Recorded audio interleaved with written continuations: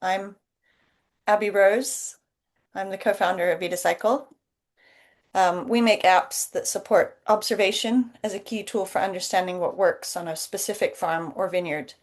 Many of you may already use or may be familiar with our app Sector, which is specifically for vineyards. Sector makes it easy to predict yields, monitor ripeness, understand soil health and biodiversity, track vineyard activities block by block, and much more. And more recently, we released the Regen dashboard in partnership with Nicole Masters, and that allows you to benchmark and track your regenerative viticulture journey using the 10 Regen indicators, as well as get tips and tricks from Nicole on how to improve them. So at Vitacycle, more generally, we are committed to building ecology, profitability, and beauty on farms around the world. And we're always exposed to amazing stuff that's happening on the ground, but not enough people get to hear about it. It feels like, especially the real implementation details of regenerative approach. What does it really mean to take a regenerative approach, and how are people approaching that? And so this series is really all about connecting the conversations and sharing knowledge and highlighting the work of people like Matt and others as brilliant resources if you do want to take a more regenerative approach. So before I go ahead, just if you do have any questions, please ask them there's a Q&A function on Zoom. You can type it in there and it will be visible to everyone and people can upvote the questions. Matt and I will be in conversation, and then about 15 minutes before the end, I will look and see and ask questions on your behalf. So yeah, it's such a pleasure to have you here, Matt Robson. Matt has been pushing forward regenerative practices in the UK for almost 10 years, or maybe a little more. And I had heard about your great work many times. And then I was really taken with what you shared earlier this year at the Oxford Real Farming Conference about green infrastructure in vineyards. And you shared about many different experiments you've done over the years and that you continue to do, and really iterating on what it means to have a healthy vineyard ecosystem. Yeah, everything you shared is always so practical and down to earth. And I really appreciate that. And I think it's something many other people will appreciate as well. So it's a real pleasure to have you here and to thank you so much for coming and sharing some of your learnings. For having me on. And so to start, I would love if you could share a bit about, who you are, your current role, and some of your background, how you got into this. Yep. So I am the Vineyard Manager at Harrow Hope, that's where I'm based, which is in Marlow, South Bucks, in England. I fell into viticulture back in 2017, so just by chance, knowing Henry and Kay Lathwaite since they planted this vineyard here, and did a bit of contracting for them over the years when I was doing more conventional farming, mainly stock work, and growing forage crops for a farm I live on just down the road. And then had the opportunity to come and work here. So I jumped at it, and it was a hell of a learning curve to start with. That was a plant I didn't know how to grow, but yeah, got on with it, and yeah, now I think I'm making good progress with what I'm doing, but always striving to do better. So yeah, that's how I got into it. Yeah. And did you have experience in organic farming before, or was this also your first time organic? No, no. So very old school farm that I live on. Hasn't changed much in a long, long time, and didn't do anything organic there. Organics was something that Henry wanted to implement at Harrow Hope from the off, but was scared to do it back in 2010 when they planted for various reasons, and understandable completely. And then in 2020 we dabbled with organics for a year, for a season. We did it in a completely mental way, but it was COVID, so everyone was gone batshit crazy at that point. And we just cut the chemicals out completely, and went straight into organics, regime, instead of weaning off. Which, in hindsight, we were bloody lucky that happened, but that we got away with it. But it probably is not the best way to go about the approach. So yes, organics has been a challenge, especially in the UK, Mhm. where we're I don't know, organics is something, it's different. It's probably not like biodynamics, which helps you along the way and says, try this, try that.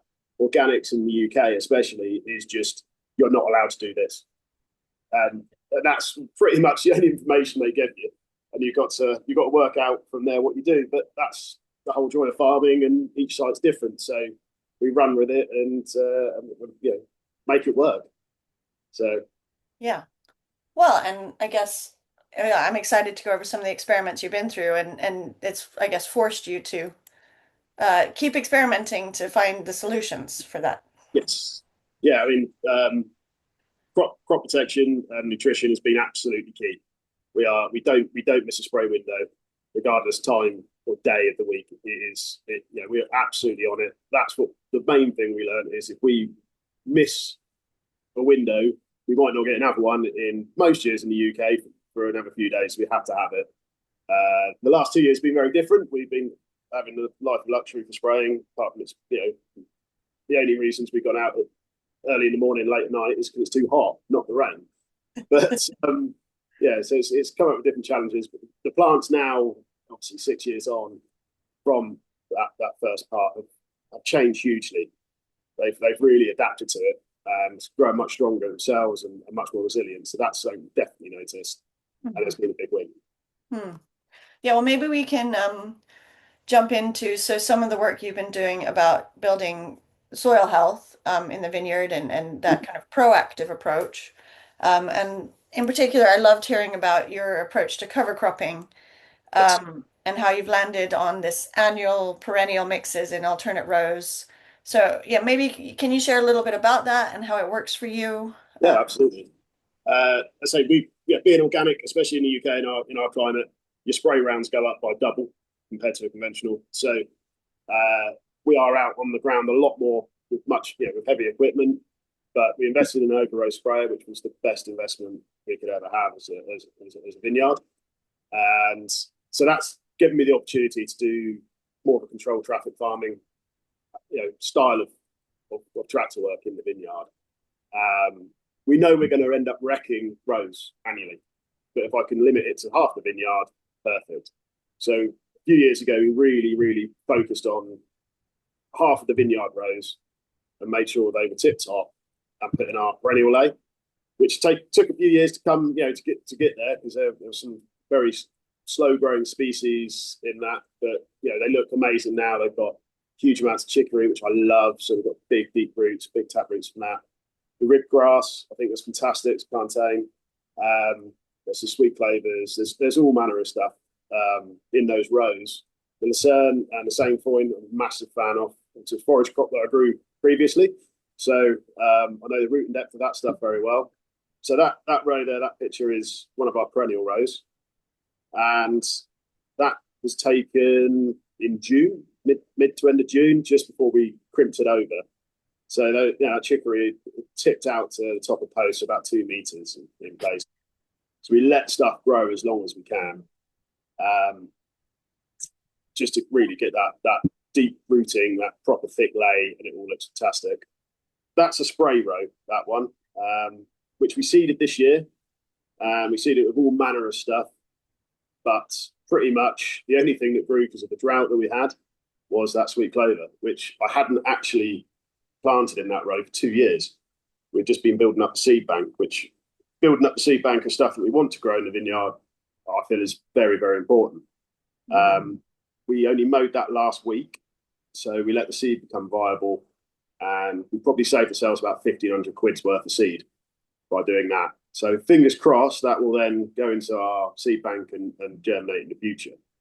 Mm-hmm. So we try and let everything go to seed if we can, of species that we want. And I'm trying to move away from having grass dominant rows. Mm-hmm. I think there's far better things that we can grow in those rows and grasses.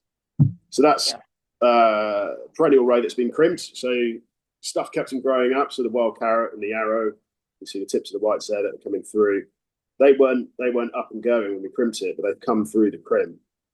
Right. Worked brilliantly. Then you can see the lucerne in there, or the alfalfa for American listeners, if there is any. And then there's all the clovers in there as well. So there's a lot red clover, white clover, lots of deep rooting stuff, some N fixers, quite a diverse mix in those rows. I think I counted this year, and I think I've got about 12 different species in those rows, and I'm just trying to increase that. I'd like to get to about 20. Mm-hmm. So yeah, And so we have a big play around with those. and so in the perennial rows, how did you kind of decide what it was you wanted to be in those rows? Or Uh, how do you decide? well, yeah, it's the soil that we're on. I'm trying to just create far better soil and just grow a decent lay in there that can either be used for forage for livestock, or it can be used as a green manure. So that mix of stuff that you see in there works very, very well, and it's fairly hardy stuff. So it can take a battering from a mower or a crimper. We're upset about it. So, but we do add extra seed in every couple of years. When we crimp, I think there's a video of that. When we crimp it down, when it's standing, I'm blowing seed in front of the roller. Yeah, here, I'll get the video up. Just a second. Hopefully it works online, live. Okay, here it is. You see the seed blowing ahead. And that's one of the Cambridge roller crimpers that we use. We've got two crimpers. And I prefer that one for this job because it's not going to terminate that chicory and some of the other species in there quite as hard as the flat bar crimpers does. But it also has a much better chance of getting that soil seed contact with that extra seed that we blast in front. So yeah, it is a bit like Frankenstein sort of monster. But you've got to make these things if you can and do it for not a lot of money. And I'm sure there's loads of old Cambridge rolls and farmers' hedges that you can bang them a few quid for. Absolutely. So And it works. the perennial rows, sorry, the annual rows, we like to put in beautiful, high sort of nectar species, so we can use those as sort of biosecurity as such. So if we've got any bugs that want to attack the plants and nick all of our sap and our nectar and all the goodness out of our vines, they'll bugger off into the middle of the row and they'll eat the stuff there first. As that's our theory, and it's worked fairly well for us so far. And in that, I love putting sunflower. I think sunflower's fantastic. One, looks amazing. Two, is a load of biomass out of it. And three, the root depth. I mean, they've got a root plate like China when they get going. They're fantastic. So that's sort of stuff. A lot of that forage. If I can put species in that self-seed well, like forage does, for example, Phacelia, although that does get you very itchy legs if you've got a dense layer of that, and that can be quite irritating to people. Then we try and put those in because that's sort of it's free seed if we can let it get to that point. But we can't every year, but we do try. Mm-hmm. And maybe I know you already shared a little bit about crimping, but maybe you can share like your approach to timing of crimping and mowing and Yeah. yeah, how you think about that and where you would crimp versus mow, etc. So I try and do everything as late as possible, not out of laziness, not out of being disorganized. It's just want everything to flower and set seed if I can. But then there is the labour aspect of going into the vineyard when you've got chicory and lucerne that's up to your armpits, and you've had a shower the night before, and you're asking a team to go out there to do wire lifting. They really don't like you for it. So there is certain times we have to, think about the human aspect of working in the vineyard. Potentially spray patterns as well from sprayers, things like that. So that's why I do like the crimping on those perennial rows, because it doesn't terminate them, and so they can flower laid down, and you get this beautiful mat of purples and whites and blues that can set seed down that way. And then the annual rows, again, depends what species have taken really well. This year, obviously, the sweet clover was about the only thing that grew in those rows. So I've really said we're not touching those at all. And we mowed those last week. So that's, 5 days ago. What's the date? I don't know. Whatever. Like, So very, very late in August, mm-hmm. just to batter those down. And at the same time, we then went round and did the crimped rows, because that had all seeded by that point. And it's just basically it's a pre-harvest cleanup.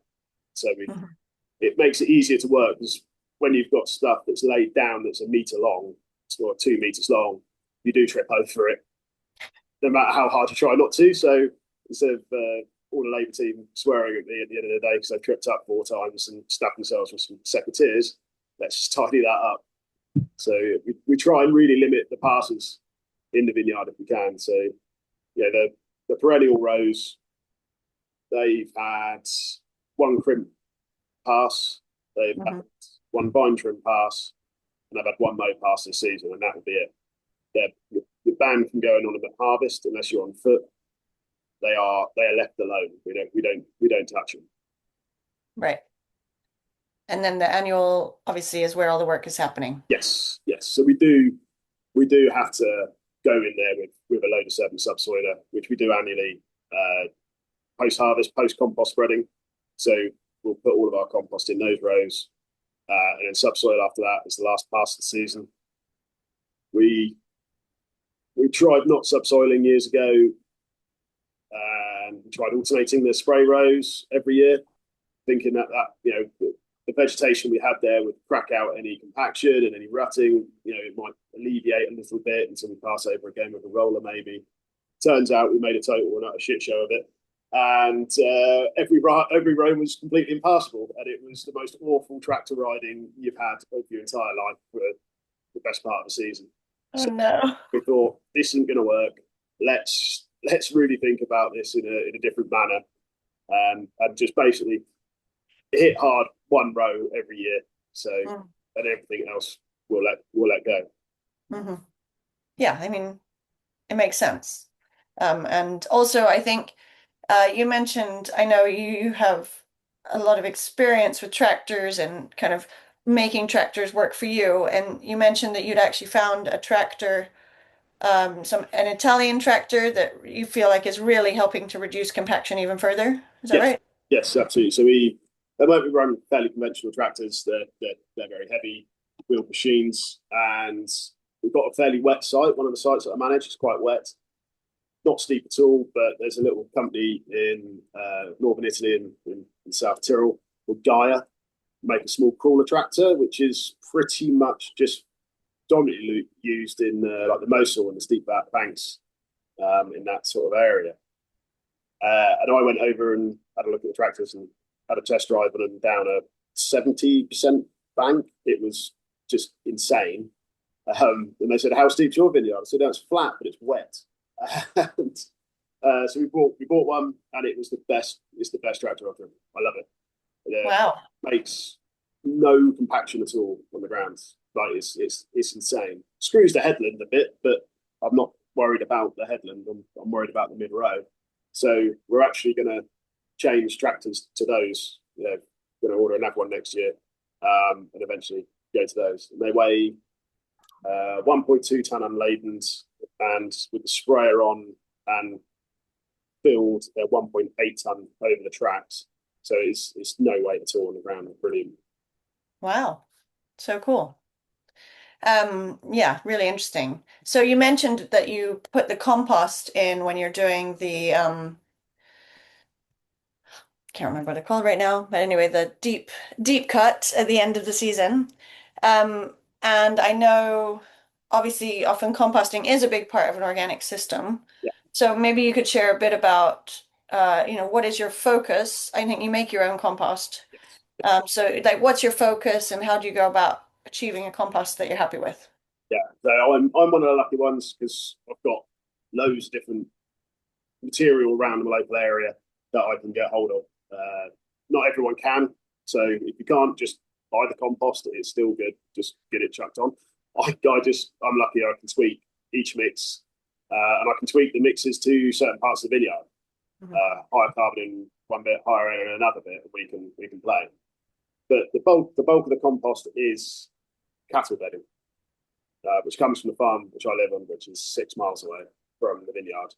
So it's very close. It works brilliantly. So the bulk of it is the cattle bedding, which is straw, wood chip, and our vine prunings. So what we found works well is very high carbon. That's what I'm looking for. The vine naturally grows on a woody ledge, so it's got a lot of leaf litter, a lot of woody material in it, and I try and recreate that as best I can. We put a lot of wood chip in, so I've got access to a lot of wood chip that comes through some like tree surgeons. I'm not fussy. I know everyone says, "Oh, well, not everyone." Some people say it has to be just hazel or just this or just that, and I'm like, if it's wood chip, it's organic matter. I'll have it. That'll do. We can make something with that. So I've got my perpetual wood chip pile, which is the microbiology in that is just off the scale. It's insane. And I use that as basically my compost version of sourdough starter. So I'll make a new big windrow. We'll get a load of material in from the farm, and we'll put our vine prunings into it. We haven't already done that. And then I'll add. So I say there's 150 ton of compost. So we ignite these piles and get them really working and really going. I'll put 15 ton of this wood chip in. So it's a tiny amount in comparison, but yeah, my God, it gets it far. It absolutely fires it up. It gets it going, and then Hmm. keep turning that, and we'll turn that and turn that. Keeping it between 60 and 70 degrees to sterilise the pile effectively from any disease spores from the vineyard that comes in through the pruning wood. Hmm. Here you can see. So you can see there. So it's quite a high carbon mix to start with, and then we add more greens in and more animal waste or whatever to bring up that N if we need it. So yeah, that's just inside the pile. You know, the fungi life in there is incredible. And then we put that on annually, and we put on between 10 and 15 ton a hectare, depending on the area of the vineyard. Um, don't we could put on 50, 60 ton of it, but we feel actually are we better off just dripping it on every year instead of shocking the plant, shocking those rows? I could end up making it far too, uh, far too rich, and then my cover crops might fail because of it. So we just drip it on every year. We've got the time after harvest most of the time, so that's work for us, and we don't need to then make huge quantities every year or whatever. We can just make enough to do the vineyard. Hmm. And when you say you drip it on, are you making a compost extract or Well, you're yeah, sorry, that's my dodgy slang. No, just chuck it on with a compost spreader, but we broadcast okay? as well. We're not using it as a mulch. We're not banding on the vine. Those vine roots are everywhere and they're all intertwined now. So we just broadcast it behind in that row, which is the annual row, the heavy traffic row, and then we're going to keep that heavy traffic row for maybe 5 to 6 years. Hmm. So we're really going to load it up with all the compost and all the extra organic matter from these cover crops, and really create that seed bank with the perennial stuff and the cover crops comes through. Then we'll change our rows over to what was the spray row become the perennial row and the low traffic row, and vice versa. So that's the approach we're going for now. Obviously, we've only been into this approach of it for 3 years, but we feel it's going to work quite well. This is one of those long term Hmm. experiments. And why do you think it's a good idea to change the rows after that 6 year period? A lot of the cover crops in the perennial row will probably be quite tired by that point and would have had enough. But I also want to add that compost into those rows. But Hmm. I'm not going to take down a compost spreader and potentially do a lot of harm to that soil and that soil structure just to get a bit of compost on every year. I'd much rather go right. We'll focus on one. We'll really get that working, and then we'll swap them. Yeah, that makes sense.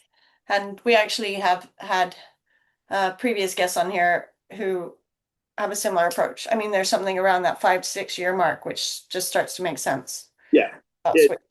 tends. I mean, let's go. So the forage crops I grew previous life tend to be a lot of those would be finished after 5 years. So sort of the approach, same approach. Hmm. Perfect. And what you said about, getting the compost really hot and having it be very, like woody and carbon rich, you know, but obviously once you've heated it up, then it needs to cool down, I guess, for the fungi to start to take hold. And how do you ensure that, how long do you leave it, and what's the approach there? Yeah, this is where it's sort of bucket science over the compost heap again. So, like I say, we get it fired up, we get it going. So I want to make sure because all of our pruning waste is not waste; it's bloody glorious bit of carbon that gets put into it.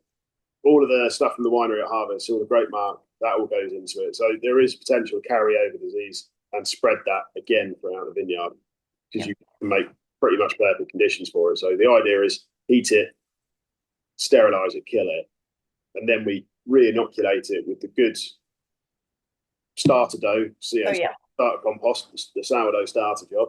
We re-inoculate it with that, and then we make sure it's then cooking at the right sort of temperatures that we want until we're happy to spread it. So it's about a 2-year cycle for our composting. Is what we Right. work on. And then you also, we talked a bit about how you make your Johnson Sues. Yes. Um, Maybe can you share a bit about that, and Yeah, how do yeah. they fit in? I didn't have any pictures of that one to show you, but I'm afraid. So yeah, I've tried them for a few years now. We've got the luxury of liquid fert spreaders that we converted onto our sprayers. We've adapted those to do that job, and the direct drill that we've got has liquid fert, and so does the subsoiler, so we can inject it into the soil nice and deep as we want to. So we started playing around with compost teas. Started making Johnson Sues. I made one. It failed. It went stagnant, horrible. It was disgusting. So that's a waste of time. And then I thought, well, what are we doing? Why are we just putting all our eggs in one basket? Again, I've got the luxury of knowing stock farmers and being able to nick forage equipment. So we nicked from the farm that I live on. We nicked the forage box, which is a big, bloody great big mixer with a conveyor belt to shoot it out. So we lined up 16 IVCs or OC cages, filled it up with the mix that we wanted, and then I just drove along and filled up all of these IBCs in a space of about half an hour. A friend of mine balancing the pipes and getting absolutely covered in it. I was as bad as I was in the tractor. So we built 16 of them, and I expect a third of them probably go bad. Mhm. But I've got the numbers to. I'm not overly worried. I've actually got way more than I need. I've got enough Johnson Sea material to inoculate, the entire county that I live in. Go with their rates. So, again, a friend of mine's going to have one, and someone else will have one. And whatever we don't use, we'll just go straight back onto the compost heap anyway. So it's Yeah. still in the vineyard. But we are starting to use those teas a lot more with certain aspects. It's got to tie in. I'm not going to go out and solely spray something if I can do it doing another job. So it works really well with the drill to get that liquid fert in at the same time. Yeah, absolutely. Okay, great. I like that. Um, just go all out, and Yeah, some of it will work. some of it will work, some of it will be a bloody disaster, but some of it will work. You just got to go for it. And I'm saying I'm one of the lucky ones who knows people with this equipment to go and nick and then chuck them a bottle of wine. Not everyone has that luxury, and we'll have to sweat like buggery and mix these Johnson Sues up and make 3 or 4 of them. And fingers crossed, yes, they do work, but we have to be practical. Sometimes they don't. If you go away on holiday for a couple of weeks and you can't look after them, you could come back and it'd be a mess. Yeah, yeah, yeah. Is the main looking after the watering? Yeah, watering is the main part of it. I mean, I've tipped them out before and remixed them. I've not been happy with them, so we just flip them over with a forklift and get shovels out and mix them around, and any nasty anaerobic stuff that's at the bottom, we can just cut that out of the pile. So Right. instead of having a full Johnson Zoo, we might then suddenly have 2/3 and just go, oh, let's just sacrifice that Mm, bit and just get it gone. yeah, that makes sense. Okay. So I wanted to ask you a bit about the vitiforestry stuff because this was something, um, yeah, you talked about, and I think again you have quite a practical approach to it and how it works within the vineyard. Yeah, so maybe you can share a bit about like why have you been introducing more trees and shrubs into the vineyard, and then how you go about it and what you found works well. Yeah. So yeah, two reasons. One, we'll go down the biosecurity side of things first, I suppose. Um, we we at the moment don't have in our vineyards. We're very lucky. We don't have the problem of SWD. Hmm. That's not to say it's going to turn up here. It's an insect that flies. There's a good chance it will. So we've taken proactive approach to that now. Any gaps in hedges, any spare land, basically we don't farm, but we've got and we'll do something with. We're putting in stuff like pyracantha and bird cherry, and they're just as a dead host to that SWD. So fingers crossed they will go and lay their eggs in that. The little buggers won't hatch, and we've got a win. Pyracantha is also great where you've got footpaths and you want a bit of extra barbed wire to stop trespassers. So that works well in the southeast of England where people just, yeah, there's more people than there is bloody anything else. So that helps as well. So that's one of the main things that we're really gapping up hedgerows and stuff like that. And then the actual vitiforestry side of stuff is something that fascinates me, and I really want to do more work in and do more with. I've got an idea in my head about how I would completely change a vineyard system to incorporate it. It's obviously a lot hard to do when you've got an existing site, and I don't own this site. I'm an employee. I can't just go and start ripping out hundreds of vines to replace them with trees. I might not have a job. So yeah, there's certain things we've got to we gently do, and we gap up in mid row at one of the sites particularly. I've got say the wet site. We've got the crawler tractor. That the bottom of that was just crazy wet and just a mess. So right, let's dry it up. What can we do to dry it up? The vines aren't doing.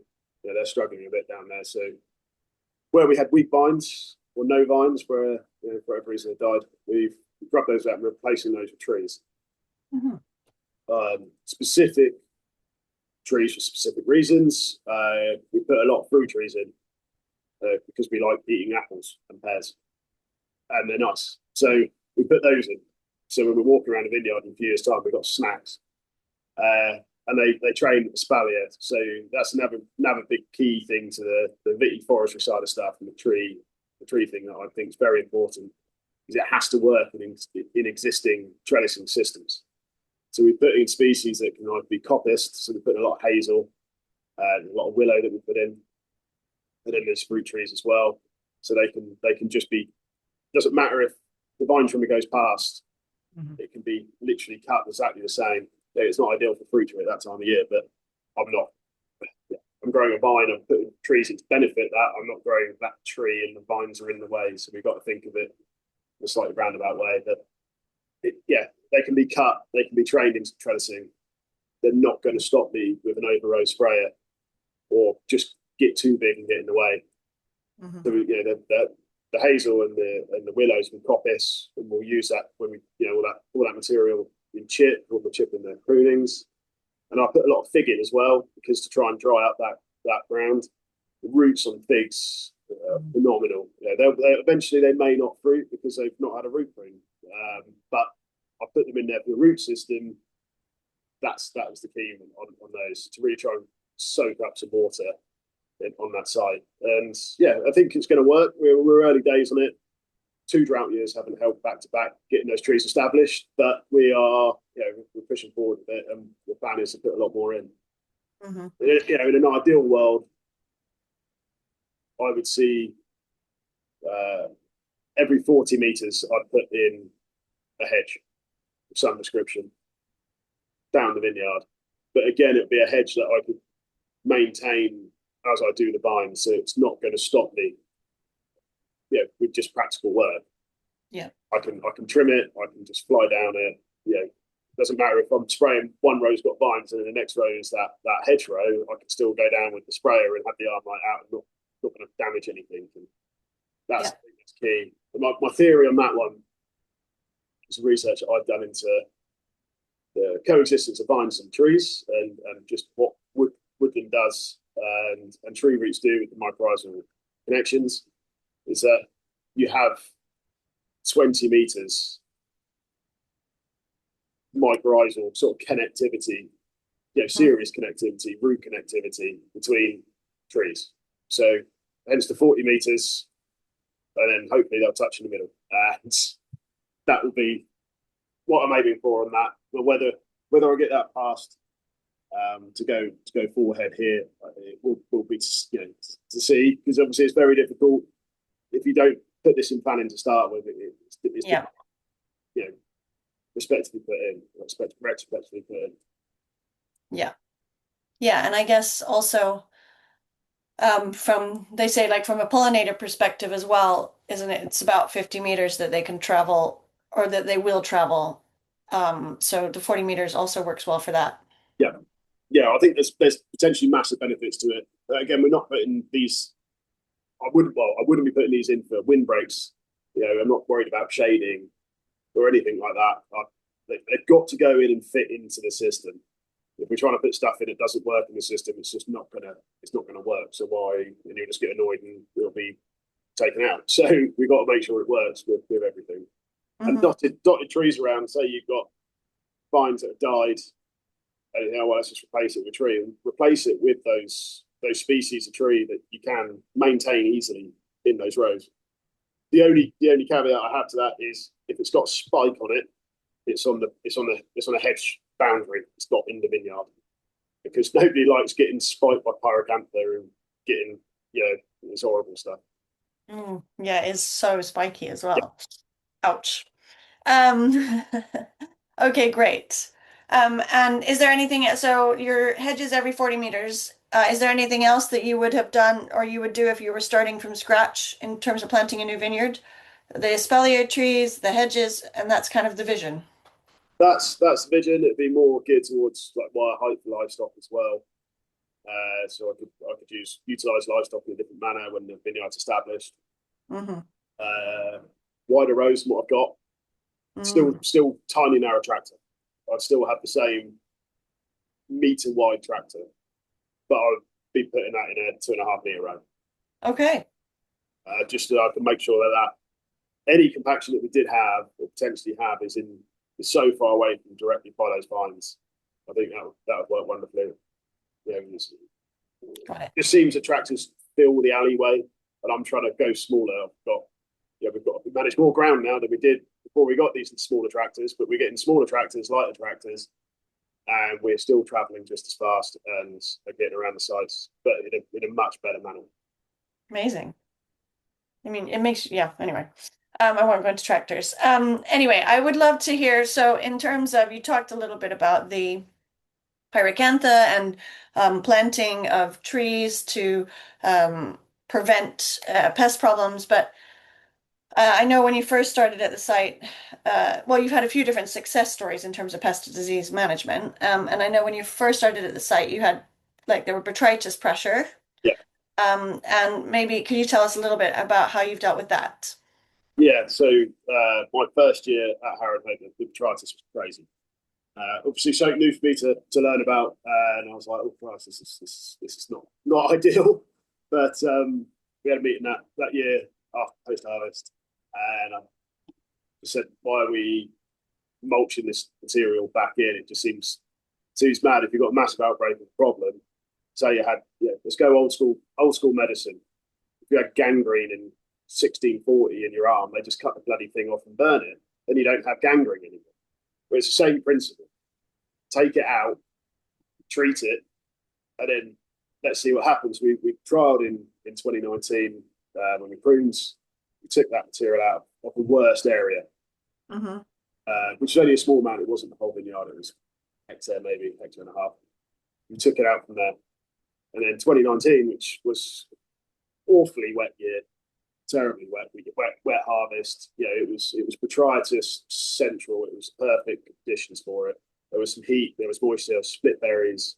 It could have gone absolutely rampant. We still had botrytis, don't get me wrong. It was still in the vineyard, but the worst area wasn't the worst area from 2018. The area from 2018 was the cleanest. It was Mm. like, well, that'll do. That's enough proof in a season. So since then, we've tried many different ways of taking out the prunings. The first year we took them out, we failed them. Hmm. And we went and picked up all the bales, and then I had to do something with those bales, which, in theory, baling them's great, but then I've got to double handle them again to turn them into something. So we ended up burning them, which I didn't want to do, but we had no other way at that point of dealing with it. So we burnt a lot, which was a real shame, real shame. And then from then on, we were like, right, let's do something different. So we've got our compost spreader. So let's turn that into a forage wagon. And then we got a track chipper, 8-inch track chipper, and we drove that down the roads. And then for 4 years now, 5 years, we've been manually throwing in the bundles as we've been driving down the roads. And that's worked really well. And it's cleaned up the site hugely. We haven't sprayed for botrytis now for 3 years. So that's worked brilliantly. It just isn't a problem. And we think it's definitely helping with the powdery mildew as well, the overwintering disease in canes. Hmm. So we've been doing that. And then this year, we went big, as you can see. We've got hold of a local tree surgery firm who've got this great big tree eating machine on the back of one of their tractors. And then we walked all the prunings out, and we didn't sweat anywhere near as much from loading the chipper ourselves. And it just went along and ate up all those prunings and turned them into a beautiful bit of chip. So that worked well. And then with that chip, because it was already in the trailer, it was clean. We then took it home to the farm that I live on. That went into the animal bedding. So it's getting its first mix by me not having to do it. The cattle are treading on it. It's soaking up the urine. It's getting that cow shit on it, and it's getting mixed in with that straw and that wood chip as well. That's also in those beds. So it works brilliantly for that. And it's similar to sort of, if you're familiar with Albert Howard, Hmm. and his indoor process where they just laid out canes on the roads and people just tracked over it, and it just broke it down more and more and more. So that's sort of what I'm hoping is going to happen with the cattle doing that. That is then due to come back to us, and it already has, in actual fact, back to one of the other sites. So it's not wasted. I'm getting a free mix, and then it's coming back. So it just worked well logistically. I helped the farm at home with some good clean bedding in the middle of winter when it was pissing with rain, and in return I get lovely compost out of it in 2 years' time. So it works well, and the vineyard is becoming far cleaner with overwintering disease pressures. Yeah, and that's the key, I guess. But it costs money to do it. Don't get me wrong. It's labour intensive. It costs more money to do it, but it far outweighs the loss of crop through disease pressure. It really does for us. In our climate, it's not going to be the same for everyone. But for us over here, we found, that's working well. Hmm. Yeah, totally. And you also you kind of referenced this a little bit earlier in terms of sap, but I know more recently you saw like a scale insect issue on the vines. Maybe you could talk a bit about your approach to that as well. Yeah, so we'd never seen it before, and last year before, year before last, and Henry one afternoon went out into the vineyard quite late on in the summer. He came back and he said, "Have you had a blowout on a hydraulic pipe on the tractor or the sprayer?" I was like, "Well, no, I haven't. I definitely would have noticed that." And there was that black, sooty mold starting on the leaves from these scale insects. Shit. Right, what we could do about this is something totally new, but we won't put insecticide on. We just don't believe in it. For us, we're like, right, let's encourage beneficial insects. So that might then help knock those out, and let's then also divert them from our cash crop to something else that's sacrificial. So with the cover crop species that we put in, that's one of the things we do now think about a lot. So it's those real sappy plants like sunflowers, brilliant for it. Hmm. But they'll go to first, and then not come to us. We've been checking religiously for it now ever since. There was a small bit last year, and this year, so far, touch wood, I haven't seen any. So we think again that's playing off. We might have found some sort of insect that's come in. It could be the hornflies or something that's really increased the population to knock these little scaly buggers back. Hmm. So that's our approach to it. we're not going to just put on insecticide and blanket kill stuff. I mean, we'll get out when all the cover crops, all the rows are in bloom and they're looking lovely. They've got flowers, and it's the noise out there is phenomenal. To the point I walked back up and my tinnitus has started ringing because of the crickets and the bees, and it's lovely, and that's what we're after. Yeah, absolutely. The life. Yes. Um, okay, I'm just gonna ask, there we have a few questions. Mm-hmm. I'm just gonna ask those, and then I have more questions of my own too, but I want to make sure I get other people's questions asked. So I'll ask the shorter question first, which is from Sue Patrick. And she says, have you thought about vermicomposting? I've seen great results from adding vermicompost to compost piles that are maturing, in particular in terms of increasing microbial diversity. What are your thoughts on that? Yes. We've dabbled with vermicompost, and I've dabbled making my own as well. Um, Trying to make it yourself, I did it for about a year, and I made an amount of material, but not a huge amount. And the work that went into it, at the space it took up in the shed, I was like, "That we're not carrying on with this." So it all got added into the compost at that point. We have played using it as a tea and putting it straight in. We think, I think it does work, but it's just how to do it practically, and it's also really quite expensive. So we've got to limit where we do things with that. We've used it, and I think I've definitely seen some improvements with the vermicompost. I think it's great stuff. Hmm. Yeah, and I guess, and well, because you have such long cycles, and also you've got the Johnson Sue, I guess, which in a Yeah, way complements and brings that vermicomposting angle, yes, same yes, it does. Yeah, complexity, or it's the idea is it brings that complexity. Okay, great. And then we have a longer question from Vicky Corbius, which says, policy-wise, there's very little talk about regenerative, except for voluntary agricultural practices. And she says, what I'm researching is agroecological viticulture. Agroecology is a holistic, multi-stakeholder, participative, bottom-up practice and social system, as well as scientific approach. Um, Evidently, the concept goes far beyond the environmental, respectful way of working the land, but I wonder how you are confronted with this division in terminology and the commonalities in the goal of regenerative and agroecological. I don't know. Do you know much about the definition of agroecological? No? so There is a UN definition of what agroecology is, and it has kind of 13 different aspects, and there's quite a lot of social aspects in there as well.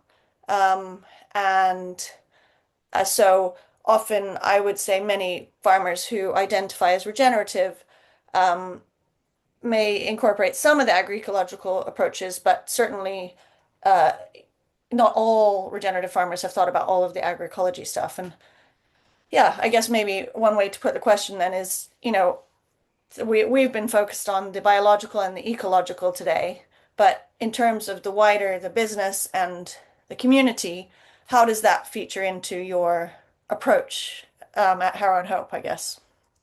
well, we need customers. Make sure they're happy. Everything that we do in the vineyard has a cost to it. That's we've got to think about that. Very lucky, I get a lot of free rein as to what happens in the vineyard, and as long as the fruit keeps coming in like it does, and we're getting the yields we do and the quality, and we're making great wine, and people will come to us. So it will pay off. Yes, there's definitely things that we could do, like a cut, and save a shitload of money. But we're not about that. We're about trying to make the place nicer. I mean, Mhm. when you have people come up for a vineyard tour when the sunflowers are out, and you go, here's a pair of snips, go and cut half a dozen sunflowers, and they come back with the biggest smile on their face you've ever seen. For me, doing nothing, but there's some snips, and then they're drinking their wine, and they've got some sunflowers to take home, and they've got a bottle. It works brilliantly. So I think, trying to get the social aspect of it. I mean, don't get me wrong, I don't want the local oiks to jump in the vineyard and drink cans of bloody cider in there in the middle of the night, damage stuff, hence the pyrocantha on the footpaths. But if you're invited up and you're a paying guest, more than welcome to do what you like. And we try and make a really nice environment for it. Yeah. And And I guess, for us to sorry, work, for us to work in, like I say, I will mow the cover crops for the labour team if it's not a fit environment for them to work in. yeah. Yeah, and I guess that's part of it also. And also it sounds like you're quite you're quite integrated with some of the other farms around, Yeah, which isn't that common, I would say, in the viticulture sector. I think we all need to do it. I mean, obviously I came from a conventional farming background into bit, but we absolutely all need to speak more to each other and help each other more. One of the agricultural vineyards we borrow their tie down machines so we can get on quicker. Well, they borrow our compost spreader in return, for example. It's just, I think this is how farming should be. It's how farming is. If you go to old school like stock and cereal farms, viticulture seems to be slightly more standoffish. And I haven't quite worked out why. We're all in it. We all need to make good products, and we all need to help each other. Totally. Yeah, we got young farmers, local young farmers. I've got 55 young farmers coming up next week.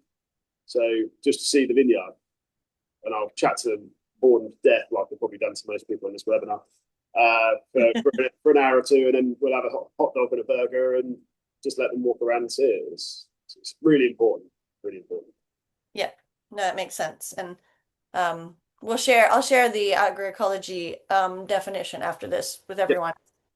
Um, and yeah, Vicky has just responded saying, thank you for clarifying, Abby, and for the interpretation, Matt, and collaboration and sharing of knowledge are indeed important factors. So yes, agreed.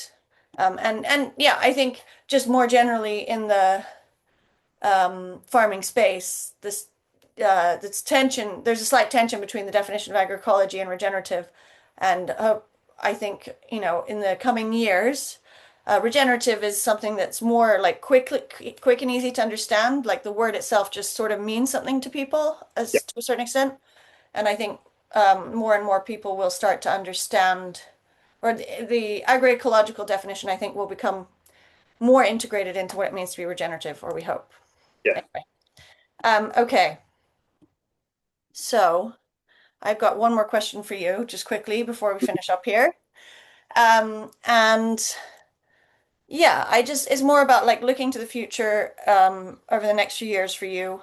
Um, I know, well, yeah, what are you excited about over the next couple of years in terms of taking this more regenerative approach to farming and to the vineyard? And well, yeah, go ahead, and then I've got some thoughts on it as well. Uh, what am I looking forward to? Trying to get certain species of cover crop to grow is a big challenge. Like I said earlier to Abby, lupins. I'm really desperate to get them to grow in this vineyard. 2 years on the bounce now. The lupin seed that I put in has failed. So that for me is a big challenge. But I'm hoping that I can get that to work. I would say adding more trees, adding more diversification, Hmm. yeah, ecology to the site is absolutely critical. We're going to start putting up bird poles. We've been talking about it for years, we've never got around to it. These hawk poles and things like that.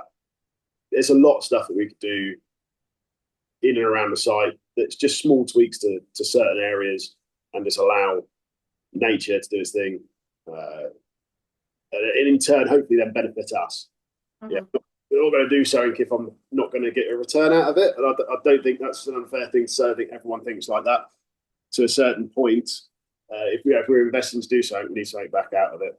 And that includes what we do with wildflower mixes and trees and all that sort of stuff. But that's for me, that's what I'm excited about is making these sites uh, functional but beautiful, and really just trying to work on that. And in turn, when I leave here, and then hopefully Henry and Kay's kids take over my role or take over this business, they've got something that isn't just like it was when it started, which was vines in a pretty crappy field in southeast England, because that's effectively what it was.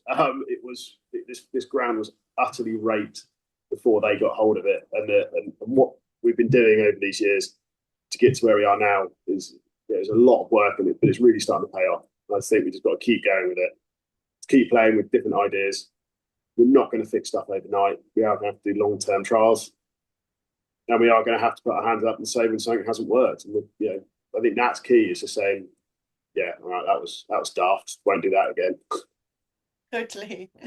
Well, and one thing that we did talk a little bit about that I loved, uh, or an experiment you're planning on is to do with pigs. Is that right? Yeah, so I'm absolutely desperate. It's the stockman in me. I mean, sheep's are useful, but my God, they're a pain in the ass. Uh, Pigs, I love. I bloody love pigs. And I would put there's a couple of species, Kuniku's and Berkshires. That's what I want to try and get into the vineyards. We've got an area, we've got really bad couch grass and brome, so I can put some of these piggies in there to deal with that. Fantastic. It's just trying to work out the practicalities of it. For example, moving pigs in the UK, it's not the easiest thing in the world. There's so much legislation to doing it, and every time you move, you've got to make 4 phone calls, send 46 texts, send off a carrier pigeon, and 4 smoke signals. It's not. It's a pain in the ass. So it's trying to get that to go in with everything else that we do. We can't let something slip to bring on something else. So it's just working out how we're going to staff that properly. So it's animals in vineyards, animals anywhere. You can't just throw them in the field and forget about them. You've got to check them daily. You've got to feed them daily. Make sure they've got the water, make sure they're healthy, make sure they're happy. Just throwing them in for a small cultivation with pigs, for example, or with sheep to mow your lawn, basically, and forgetting about them is not right. You shouldn't be doing that. It should be one helping the stockmen that are going to deliver these animals. They've got to have a benefit to come here. They've got to go. They've got to go away in a better fit state than they came. That's one of things I really am passionate about is animal welfare. But it's fixing it into this vineyard system. It's on the cards. If it's going to be this year, next year, the year after, I don't know. But we're going to give it a go at some point. No, sounds great. And we look forward to the photos. Okay, I'm going to finish there because we've got just 3 minutes left. So I'm just going to say, well, firstly, thank you so much, Matt, for sharing. So great, to hear about all your experiments and how you think about things, and it just, and as I said, it's also practical and down to earth, and so I really, really appreciate that, and I'm sure everyone else does too. And we will send a follow-up link email next week with a video of this recording and also links to where you can find out more about Matt, what you're doing at Harrow Hope, and more generally. And also I'll share that link about the agroecology definition. And then you can also sign up to we have it's called Regenerative Viticulture Simplified, which is a course. It gives you a 7-day deep dive into what it means to take a regen approach, and what we've learned is most effective from different practitioners. And then that's on our website. I think posted in the chat. And then to see previous episodes from the series, you can go again on our website. There's lots of amazing practical insights on the Regen Viti series so far. So that's on our Regen Viticulture Hub at vines.viticycle.com. And Matt will also be on there from now on. And I know that's an amazing resource and people really appreciate it. So thanks for contributing. And thank you for the great questions.